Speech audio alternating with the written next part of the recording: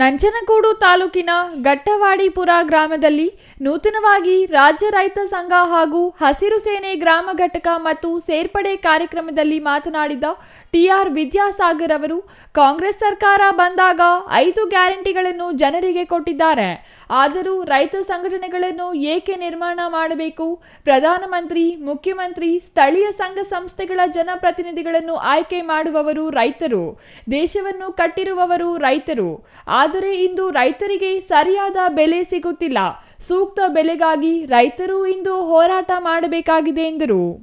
ಈ ಕಬ್ಬಿಗೆ 3,500 ರೂಪಾಯಿ ಕೊಡಿ ಅಂತ ಹೋರಾಟ ನಡೀತಿತ್ತು. ಒಂದು ಜಾಗಕ್ಕೆ 3 ರಿಂದ 4 ಲಕ್ಷ ಜನ ಸೇರ್ತಾ ಇದ್ರು. ಚುನ್ನಪ್ಪ ಪೂಜಾರಿ ಅಂತ. ಈಗ ನಾವು ಇಲ್ಲಿ ಇದೇ ಊರು ಯಾವುದು ಗಟ್ವಾಡಿಪುರ ಸರ್ಕಲ್ನಲ್ಲಿ ಪ್ರತಿಭಟನೆ ನಡೀತಾ ಇದೆ. ಪ್ರತಿ ಮನೆಯಲ್ಲಿ ಅವ್ರು ಊಟ ಮಾಡೋದ್ರ ಜೊತೆಗೆ 25 ಜನಕ್ಕೆ ಊಟ ಮಾಡ್ಕೊಂಡು ಹಾಕ್ತಿದ್ರು. ಇವಾಗ ಲಕ್ಷಾಂತರ ಜನ ಎಲ್ಲಿ ಊಟ ಬರ್ಬೇಕು?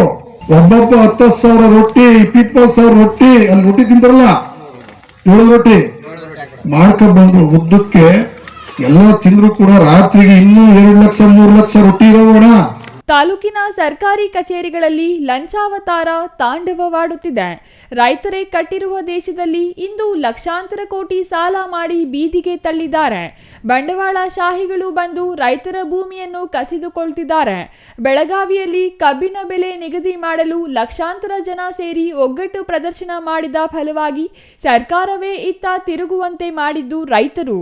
ಯಾವುದೇ ಜನಪ್ರತಿನಿಧಿ, ಅಧಿಕಾರಿಗಳು ಗ್ರಾಮಕ್ಕೆ ಬರಲಿ, ಅವರ ಮುಂದೆ ಕೈಕಟ್ಟಿ ನಿಲ್ಲುವುದನ್ನು ರೈತರು ಮೊದಲು ಬಿಡಬೇಕು. ಪಕ್ಷ ಜಾತಿ ಭೇದ ಮಾಡದೆ ಒಗ್ಗಟ್ಟಾಗಿ ಮುನ್ನಡೆದರೆ ಗ್ರಾಮಗಳ ಬದಲಾವಣೆ ಸಾಧ್ಯ ಎಂದರು. Kumar, CTV news, Nanjangud. ಸೈನಿಕರ ಹೋರಾಟಕ್ಕೆ